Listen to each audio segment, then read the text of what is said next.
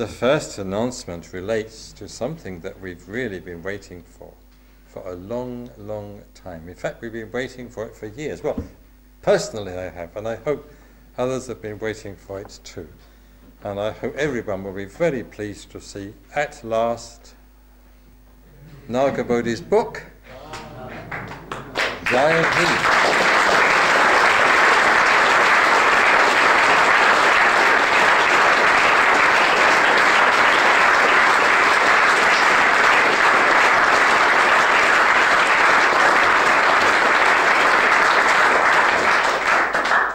Subtitled Dispatches from a Peaceful Revolution. The same peaceful revolution, of course, that you've been hearing about from Lokomitsa, because that is actually what is happening in India among these ex-Antaswars. It's a revolution. It's a complete change in their whole way of life. A revolution started by Dr. Ambedkar, but it's a peaceful revolution. I mean, revolutions are going on all over the world. You know, revolutions are two a penny, but they're almost always very violent affairs. But this is a peaceful revolution. And as a peaceful revolution, it really is an embodiment of Buddhism in practice, Buddhism in action. I've also been asked to say that the publishing date is September the 1st. So I'm sorry to say I can only dangle it in front of your noses. And it has been suggested that you might like to place an order, either here at Papaloka or at your own centre, to make sure that you get it, because I expect it may quite soon be sold out. At least I hope it will. So publishing date is September the 1st. And apparently, yes, Naga Bodhi will be visiting most centres during September and October, so please encourage people to be there. He'll be travelling around, quite literally launching his book. I don't know whether he'll be signing copies. Very likely he will if he's pressed a bit. But he'll be launching his book around the movement in Britain and perhaps even eventually overseas as well. And I've been asked to stress that it would be highly desirable if people were to buy it. It's really quite cheap. It's only $5.95, which is peanuts, as they say. And not borrow it. And not borrow it. Otherwise, we don't want just 2 copies going around the whole movement, do we? So please do buy it and add it to your permanent collection and read it and reread it. I mean, I have to admit that I've been given a copy, already, and I've dipped into it. And I must say, I'm really delighted. Well, quite a lot of it is about me.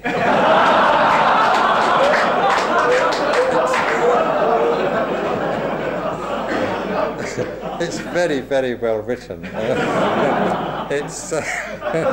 Some of it is really so funny. And there are some really fascinating characters emerging from its pages. I mean, quite apart from me, all sorts of other fascinating characters, Buddhist and non-Buddhist, and high and low, and and so on.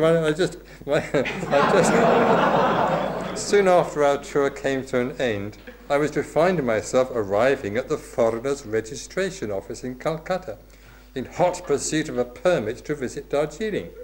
It was 9 in the morning.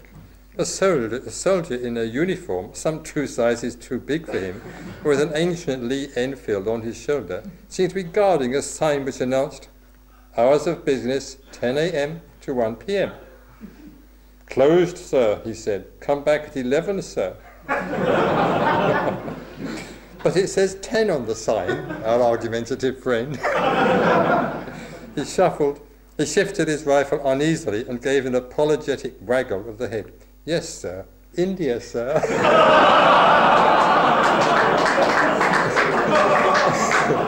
So it's all like that, Plus